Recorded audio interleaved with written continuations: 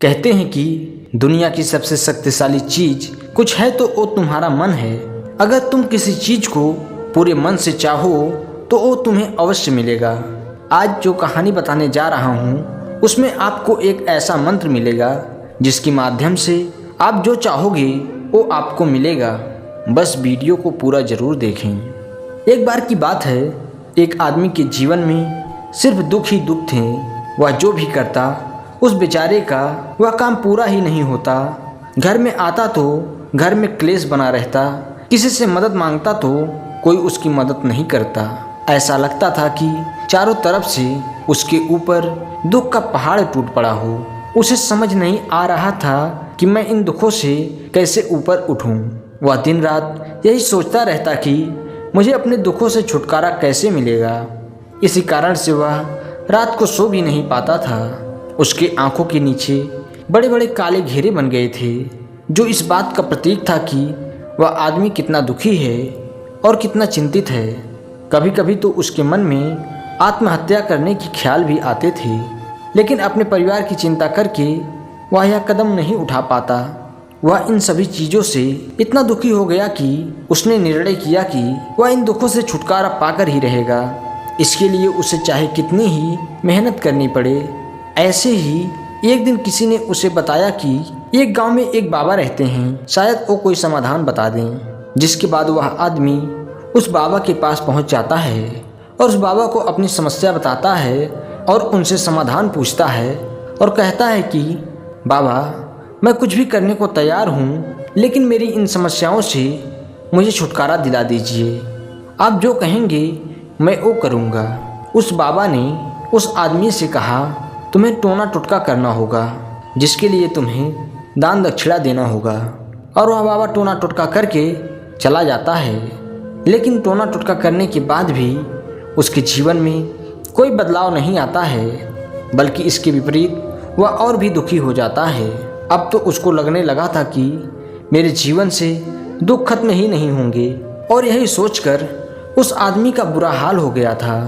फिर एक दिन उसके एक परम मित्र ने एक ऐसे साधु के बारे में बताया जो कि एक सिद्ध साधु थे, और वो हर समस्या का कोई ना कोई समाधान अवश्य निकाल लेते थे।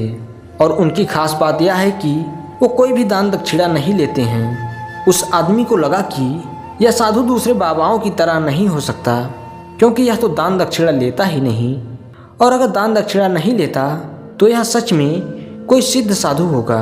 और वह यही सोचकर उस साधु के पास पहुंच जाता है।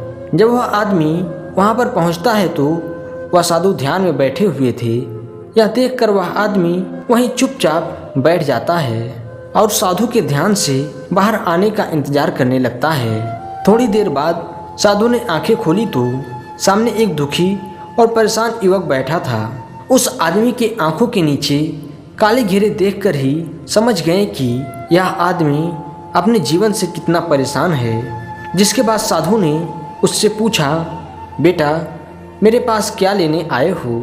उस आदमी ने कहा, बाबा, मैं अपने जीवन से बहुत परेशान हूँ। मैंने अपने दुखों को दूर करने के लिए बहुत सारे रास्ते अपनाए, परंतु मेरे जीवन से दुखों में कोई कमी नहीं आई, बल्कि मेरे जीवन में दुखों की बढ़ोतरी हो गई। मुझे समझ नहीं आ रहा है कि मैं क्या करूँ। कभी कभी तो मैं आत्महत्या करने की सोचता हूँ, लेकिन अपने परिवार की सोचकर मैं यह कदम नहीं उठाता हूँ। मैं बहुत उम्मीद के साथ आपके पास आया हूँ। कृपया मुझे कोई ऐसा मार्ग बताएं जिससे मुझे अपने दुखों से छुटकारा मिल जाए। मैं अपने दुखों से छुटकारा पाने के लिए कुछ भी करने को तैयार हूँ। आप मुझे कोई भी रास्ता बताएं, चाहे वह रास्ता कितना ही कठिन क्यों ना हो, मैं उसको पार करके ही रहूँगा।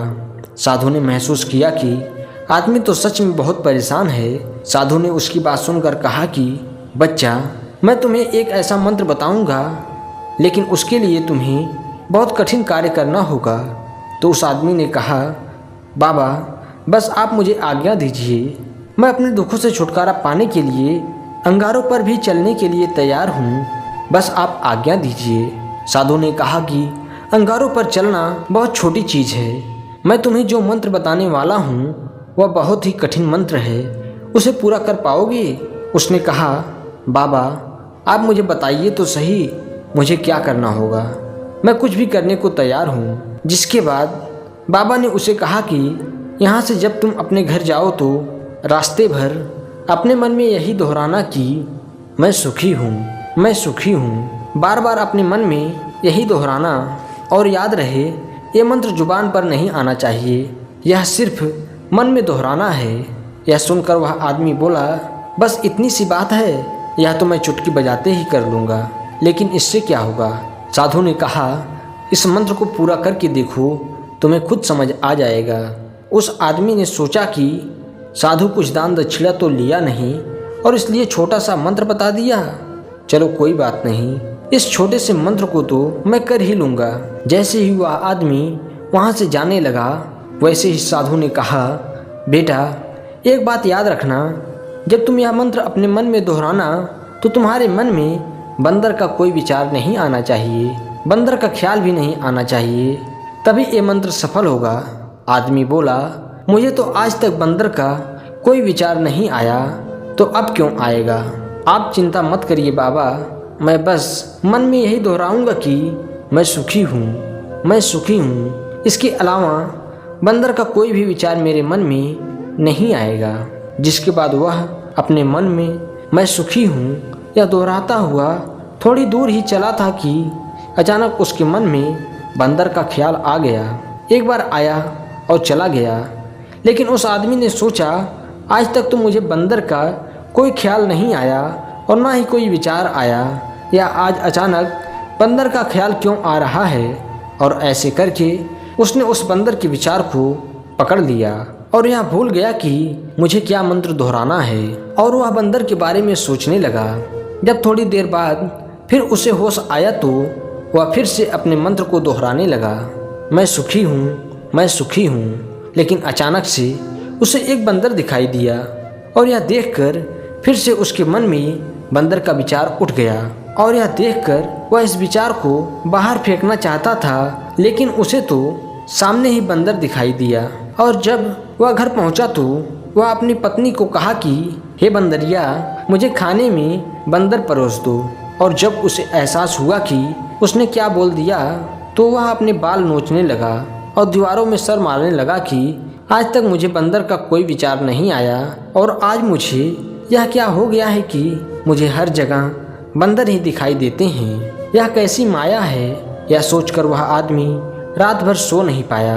रात भर करवटें बदलता रहा और सुबह उठकर सीधे उसी बाबा के पास पहुंच गया और उनके चरणों में गिरकर कहा कि बाबा, पता नहीं क्या चमत्कार हो रहा है, आज तक मुझे बंदर का कोई विचार नहीं आया, लेकिन कल जब से आपने मुझे कहा है कि बंदर का विचार नहीं आना चाहिए, तब से मुझे हर जगह बंदर ही नजर आ रहा है। उस आदमी ने कहा कि बाबा, मुझे तो आपके पीछे पेड़ पर बैठा बंदर केले खाते हुए दिख रहा है, ये क्या हो रहा है। बाबा यह सुनकर हंसने लगे और बोले, बच्चा, मन का जाल एक ऐसा जाल है जिसे समझ पाना इतना आसान नहीं है। बंदर तो तुम्हारे रास्ते में पहले भी आते थे। जब तुम मेरे पास आए थे तो इन्हीं पेड़ों पर ये बंदर घूम रहे थे, लेकिन तब तुम्हारे ध्यान में सिर्फ दुख थे। इसके बाद साधु ने उसे बताया कि बच्चा, हम जिस चीज़ से दूर भागना चाहते हैं वही चीज़ हमारे अंतर्मन में समा जाती है। हम जितना उस चीज़ से छुटकारा पाना चाहते हैं वह उतनी ही गहरी हमारे मन में बैठती चली जाती है और आखिरकार हमारे अंतर्मन में छा जाती है। ऊपर से तो हम चाहते हैं सुखी होना कि मैं सुखी हूँ, लेकिन हमारे मन में दुख समाये होते हैं तो हमारे विचारों में हमें दुख ही दुख दिखाई देते हैं। इसलिए अपनी जुबान से बार बार यह बोलने की कोशिश करो कि मैं सुखी हूँ, मैं सुखी हूँ। इस पर उस आदमी ने पूछा, बाबा, लेकिन यह मंत्र हमारे अंतर्मन में प्रविष्ट कैसे होगा। यह सुनकर साधु ने कहा कि बच्चा, अपने दुखों से लड़ना बंद कर दो। जब तक तुम अपने दुखों को दूर करने को सोचते रहोगे तब तक वो दुख तुमसे चिपका ही रहेगा। जिस दिन तुम उन दुखों के बारे में सोचना छोड़ दोगे उसी दिन से तुम्हारी जिंदगी से दुख गायब हो जाएंगे, क्योंकि किसी भी चीज़ से छुटकारा पाने के लिए हमें उस चीज़ के बारे में सोचना पड़ता है, और हम जितना उस चीज़ के बारे में सोचते हैं वह उतनी ही गहरी हमारे मन में प्रविष्ट होती चली जाती है।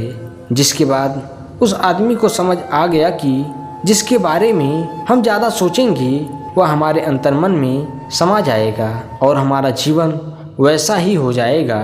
धन्यवाद दोस्तों, उम्मीद करता हूँ कि ये कहानी आपको पसंद आई होगी और अगर पसंद आई हो तो वीडियो को लाइक, शेयर और चैनल को सब्सक्राइब जरूर करें।